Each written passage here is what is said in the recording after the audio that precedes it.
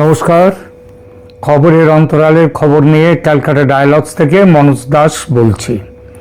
গত 2-3 মাস কিছুটা চুপ করে থাকার পর 12ই ফেব্রুয়ারির নির্বাচন ঘোষণা যখনই হলো, তফসিল ঘোষণা যখনই হলো, হঠাৎ করে যেন বাংলাদেশে ভারত বিরোধী প্রচার একেবারে তুঙ্গে উঠেছে।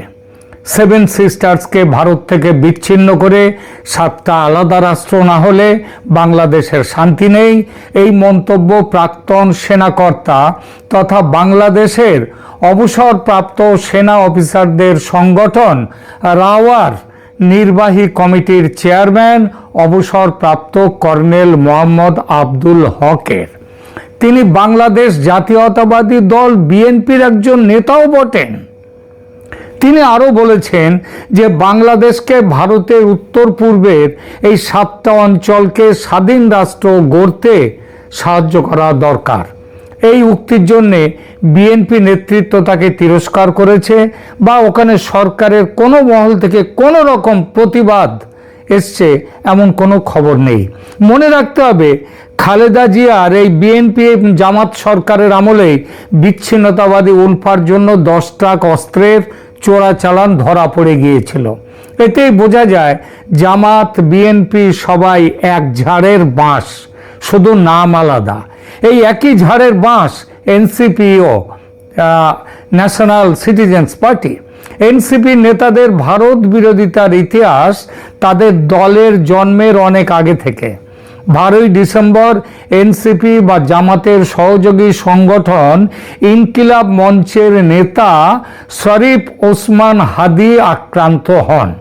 এর প্রতিবাদে আহত 15ই ডিসেম্বরের জনসভা থেকে এনসিপি নেতা হাসনাত আবদুল্লাহ বলেন যে ভারতই এই সমস্ত করেছে, যারা খুন করেছে তারা এখান থেকে পালিয়ে ভারতে চলে গেছে।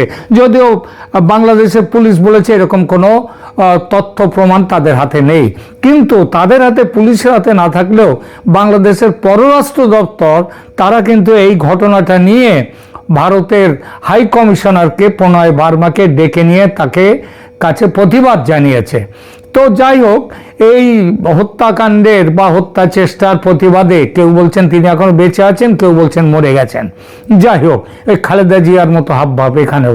যাই হোক, 15ই ডিসেম্বরের জনসভা থেকে এনসিপি নেতা হাসনাত আবদুল্লাহ ভারতের বিরুদ্ধে প্রতিশোধ নেয়ার হুমকি দেন। সেই প্রতিশোধের অন্যতম অংশ কি? সেটা হলো 7 সিস্টার্সকে অশান্ত করা, উলফা নেতা পরেশ বড়ুয়ার পাশে দাঁড়ানো। জানা যাচ্ছে পরেশ বড়ুয়া ও তার পরিবার ঢাকা সরকারের সংরক্ষণে বহাল তবিয়তে এখন আছে। এখানেই শেষ নয়, ভারত বিরোধী এই শক্তির সাহস এত বেড়েছে যে নানান উৎপটাং হাস্যকর পাগলের মতো অভিযোগ তুলে ভারতীয় হাই কমিশন ঘেরাও করেছে এবং আক্রমণ করে সেখানকার সমস্ত ইট খুলে নেওয়ার হুমকি পর্যন্ত দিয়েছে। এই যে হঠাৎ এতটা আক্রমণাত্মক হয়ে উঠল বাংলাদেশের এই সরকার এবং তার সঙ্গী সাথীরা, এর কারণ কি? এটা স্পষ্ট ইউনূস সরকারের উস্কানি আছে এর পেছনে। অনেকেই বলছেন এত ভারত বিরোধী প্রচারের উদ্দেশ্য কিংস পার্টি সমেত নির্বাচনের ময়দানে থাকা ভারত বিরোধী রাজনৈতিক দলগুলোকে মাইলেজ দেয়া। তার জন্যই রাষ্ট্রীয় স্তরে এই প্রচারকে প্রত্যক্ষ ও পরোক্ষভাবে সমর্থন দিয়ে যাচ্ছে মোহাম্মদ ইউনূসের সরকার। এর সঙ্গে আছে এই সরকারের যে কোনোভাবে ক্ষমতায় টিকে থাকার ইচ্ছা। এই নির্বাচন স্থগিত হলে ইউনূস ক্ষমতায় থেকে যেতে পারবেন, তাই এই ভারত বিরোধী প্রচারের ঝড় তুলেছে যারা, তাদের সমর্থন দিয়ে যাচ্ছেন তিনি। এই জন্যেই ক্রমাগত 7 সিস্টার্স নিয়ে মন্তব্য আসছে সরকার ও বেসরকারি বিভিন্ন মহল থেকে। এটাও নিঃসন্দেহে উস্কানি, কিন্তু কথা হচ্ছে ভারত কি এই উস্কানিতে পা দেবে? এই প্রসঙ্গে পরে আসছি। তার আগে এই যে ভারত বিরোধী মনোভাব এবং প্রচারের ঢেউ হঠাৎ উঠে এসেছে, তা যে কেবল আবেগের বহিঃপ্রকাশ তা নয়, বরং এর পেছনে গভীর রাজনৈতিক কৌশল কাজ করছে। সেই কৌশল বিষয়ে কয়েকটি কথা। প্রথমে আসি, ভারত বিরোধী এই প্রচার কি রাজনৈতিক কৌশল নাকি অন্য কিছু? এই বিষয়টিতে ভারত বিরোধী অবস্থান বর্তমান সরকারের জন্য নিশ্চিতভাবেই একটি কৌশলগত হাতিয়ার। এর পেছনে কয়েকটি কারণ থাকতে পারে, যেমন কি নির্বাচন যদি হয় সত্যি সত্যি, যেটা হওয়ার সম্ভাবনা খুব কম, তাহলে জনসমর্থন পাওয়ার জন্যে জাতীয়তাবাদের সুরসুরি দিয়ে ভোট নেওয়ার কৌশল হিসেবে এটা হতে পারে। বাংলাদেশে ভারত বিদ্বেষী একটা ভোট ব্যাংক রয়েছে। অন্তর্বর্তী সরকার বা তথাকথিত কিংস পার্টিগুলো যদি ভারত বিরোধী কড়া অবস্থান নেয়, তবে তারা দ্রুত এই জনগোষ্ঠীর সমর্থন আদায় করতে পারে, এবং সেই আদায়টা যে যত ভারত বিরোধী অবস্থান নেবে সে ততটা বেশি পাবে। তার জন্য বিএনপির ওই নেতা, ওই কি যেন আব্দুল হক, ওই রাওয়ার নেতা, তিনি পর্যন্ত এই কথা বলছেন যে সেভেন সিস্টার্স নিয়ে। একে রাজনৈতিক পরিভাষায় মাইলেজ পাওয়ার চেষ্টা বলা যেতে পারে। এরপরে দেখুন, পূর্ববর্তী সরকারের বিরোধিতার একটা কৌশলও থাকতে পারে। যেহেতু শেখ হাসিনা সরকারের সাথে ভারতের সম্পর্ক বেশ ঘনিষ্ঠ ছিল, তাই বর্তমান সরকার নিজেদের স্বতন্ত্র ও সার্বভৌম প্রমাণ করতে কে কতটা ভারত বিরোধী অবস্থান নিতে পারে তার প্রতিযোগিতায় নেমেছে। তো ইউনূস সরকারের অবস্থান, এটা তো গেল রাজনৈতিক দলগুলোর অবস্থানের কথা। এইবার ইউনূস সরকার তারা কি ভাবছে? দেখুন, নির্বাচন স্থগিত হওয়া বা দীর্ঘায়িত করার বিষয়টি নিয়ে রাজনৈতিক মহল বেশ আলোচনা করছে। এই ডক্টর ইউনূস বারবার রাষ্ট্রীয় সংস্কারের কথা বলছেন। ভারত বিরোধী সেন্টিমেন্ট বা অস্থিরতা জিয়ে রাখলে দেশের পরিস্থিতি স্থিতিশীল নয় বা বিদেশি হস্তক্ষেপের হুমকি আছে, এই অজুহাতে নির্বাচন স্থগিত করা যেতে পারে। এবং নির্বাচন স্থগিত যদি করা হয়, যদি নির্বাচনের পরিবেশ তৈরি না হয়, তবে অন্তর্বর্তী সরকার অনির্দিষ্টকালের জন্য ক্ষমতায় থাকবে। ভারত বিরোধী ইস্যুটি জনগণের মনোযোগ যে আসল সমস্যাগুলো থেকে, দ্রব্যমূল্য, আইন শৃঙ্খলা, সেখান থেকে সরিয়ে রাখবে অন্যভাবে, ভারত বিরোধী মনোভাবে। এই প্রসঙ্গে মনে রাখতে হবে, নিয়ম অনুযায়ী নির্বাচন তফসিল ঘোষণার পর থেকে প্রশাসন চলে যাওয়ার কথা, নির্বাচন কমিশনের হাতে প্রশাসন যাওয়ার কথা। নির্বাচন পরিচালনার ব্যাপারে সুরক্ষা বাহিনীর সঙ্গে বৈঠক করা, অবৈধ অস্ত্র বা লুট করা অস্ত্র উদ্ধার করা, দুর্বৃত্তদের গ্রেপ্তার করা ইত্যাদি ব্যাপারে সুরক্ষা বাহিনীগুলোর সঙ্গে আলোচনা শুরু হয়ে যাওয়াটাই হচ্ছে নিয়ম। তেমন কিছু উদ্যোগ কি দেখা যাচ্ছে? আদৌ নয়। বরং খবর আসছে একাধিক কেন্দ্র থেকে বিএনপি সহ অন্য দলের মনোনীত প্রার্থীরা নিজেদের ও পরিবারের সুরক্ষার কথা ভেবে ভোটে দাঁড়াতে চাইছেন না। এমনকি দল তাদের নাম ঘোষণা করলেও তারা তাদের নাম উইথড্র করে নিচ্ছে এবং রীতিমতো প্রেস বিবৃতি দিয়ে সে কথা বলছেন, কিংবা কারো না কারো ভয়ে বলতে বাধ্য হচ্ছেন যে আমি আর ভোটে নেই। নির্বাচন কমিশনের উচিত ছিল বিষয়টি গুরুত্ব দিয়ে দেখা, কিন্তু দেখা যাচ্ছে এসব ঘটনাকে সামান্য ঘটনা বলে পাশ কাটিয়ে যাচ্ছে নির্বাচন কমিশনার। কিন্তু তার উচিত ছিল এই যে পারিবারিক সুরক্ষার ভয়ে ভোটে দাঁড়াতে চাইছেন না যারা, সেই ভয়ের উৎস খুঁজে বের করা ও ব্যবস্থা নেওয়া। উচিত ছিল এটা দেখা যে কাদের ভয়ে বিবৃতি পর্যন্ত দিতে বাধ্য হচ্ছেন এরা। স্পষ্টত বোঝা যাচ্ছে আওয়ামী লীগকে নির্বাচনী ময়দানের বাইরে রেখেও নিজেদের নিরাপদ ভাবছেন না কেউ কেউ। এরা বিএনপিকেও ভয় পাচ্ছে, আবার বিএনপিও জামাতকে ভয় পাচ্ছে। সবাই একে অপরকে ভয় পাচ্ছে। উত্তর পেতে কেন ভয় পাচ্ছে এই রকেট সায়েন্স জানার দরকার নেই।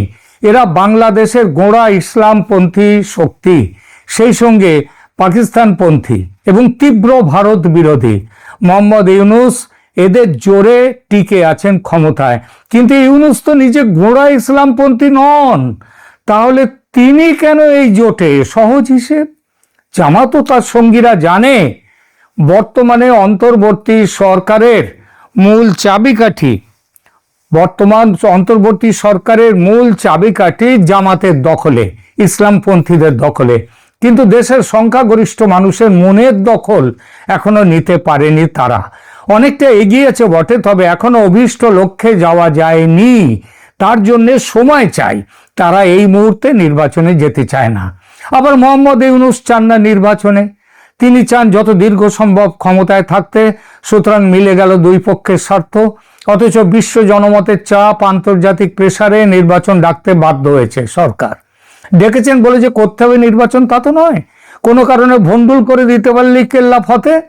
আর এই রাস্তায় হাঁটতে গিয়ে ভারত বিরোধিতায় এই সান্দেহা, এখানে কার্যসিদ্ধি না হলে সীমান্তে বিজিবিকে দিয়ে গুলিগোলা চালাবার প্ল্যানও আছে ইউনূসের।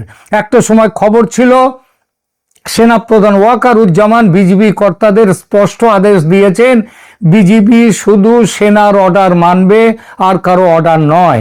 কিন্তু ওয়াকারুজ্জামান এখন এতটাই চুপচাপ যে মনে প্রশ্ন জাগে, জেনারেল সাহেব বেঁচে আছেন তো?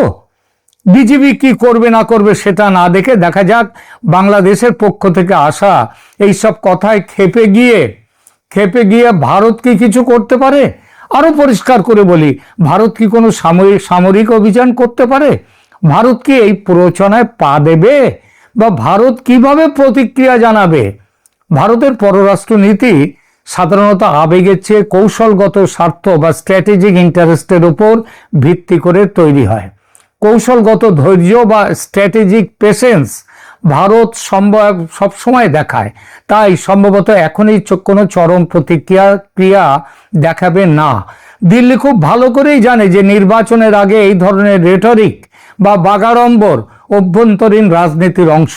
ভারত এই ফাঁদে পা দিয়ে কোনো কড়া মন্তব্য করলে তা উল্টো ইউনূস সরকারের ভারত বিরোধী প্রচারণাকেই সত্য প্রমাণ করতে সাহায্য করবে এবং ইউনূসের প্ল্যান কার্যকর করতে সাহায্য করবে। সুতরাং ভারত যথাসম্ভব চেষ্টা করবে সামরিক অভিযান না করতে। এই মত যেমন একদিকে, তেমনি ভারতের শীর্ষ রাজনৈতিক ও সামরিক মহলে আর একটি মত আছে। সেটা হলো, গত 54 বছরের অভিজ্ঞতায় দেখা গেছে ভারতের সেভেন সিস্টার্সের ভৌগোলিক অবস্থানকে এবং তাদের ভালনারেবিলিটিকে বারংবার ব্ল্যাকমেল করেছে ও করছে বাংলাদেশের বিভিন্ন সরকার। বর্তমানে সেই ব্ল্যাকমেল তো চূড়ান্ত পর্যায়ে। এই সমস্যার একমাত্র সমাধান, পিঁপড়ের যখন পাখা গজিয়েছে পুড়ে মরার জন্য, তখন তাদের মরতে দাও।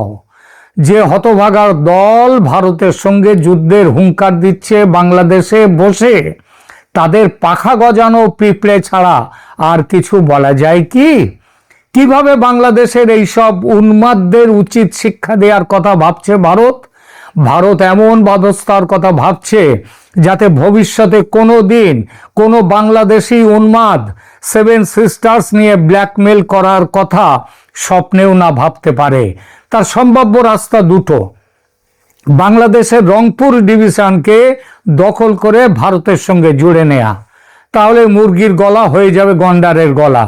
এর সঙ্গে ত্রিপুরার সীমানা ফেনী নদী বরাবর বঙ্গোপসাগরে জুড়ে দেয়া, তাতে চট্টগ্রাম দখলে এসে যাবে এবং ওয়ান্স ফর অল সমস্যা মিটবে। গার্ডিয়ান অব দ্য ওশান হয়ে যাবে ল্যান্ডলকড। এটা এমন কিছু কঠিন কাজ নয় ভারতীয় সেনার কাছে। গত কয়েক মাস ধরে প্রস্তুতি সম্পন্ন করেছে ভারত। এখন সিগন্যাল মিললেই যুদ্ধে ঝাঁপিয়ে পড়া। এটা আদৌ কোনো অনৈতিক বা নতুন কাজ নয়। যে কোনো দেশ তার নিজের দেশের স্বার্থে নিজের সার্বভৌমত্ব রক্ষা করতে এটা করতেই পারে এবং আন্তর্জাতিক আইনেও সেটা বলা আছে। আর সবথেকে বড় কথা, জোর যার মুলুক তার। ইউক্রেনে সেটা ভালো করে দুনিয়াকে বুঝিয়ে দিয়েছে রাশিয়া। পুতিনের সাম্প্রতিক ভারত সফরের সময় দু দেশের উচ্চ স্তরের প্রতিনিধিরা বিষয়টা নিয়ে চর্চাও করেছেন। এই বিষয়ে আমি আগেও ভিডিও করেছি। ভারত সরকারের শীর্ষ মহলে দুই মতের অনুসারীদের মধ্যে, অর্থাৎ এক দল এখনই যুদ্ধ চাইছে না, সামরিক অভিযান চাইছে না, আর এক দল তারা এই মুহূর্তে সামরিক অভিযান চালিয়ে পিঁপড়ের পাখা একেবারে পুড়িয়ে দেওয়ার, পিঁপড়েকেই পুড়িয়ে দিতে চাইছে। এই দুই মতের অনুসারীদের মধ্যে আলোচনা চলছে, বিতর্ক চলছে। সেই আলোচনায় যে মতটি ফাইনালি গৃহীত হবে সেটাই করবে ভারত। তবে তার জন্য বেশি দিনের অপেক্ষা নয়, এটাও বলে দিলাম। আপাতত এই পর্যন্ত, ধন্যবাদ।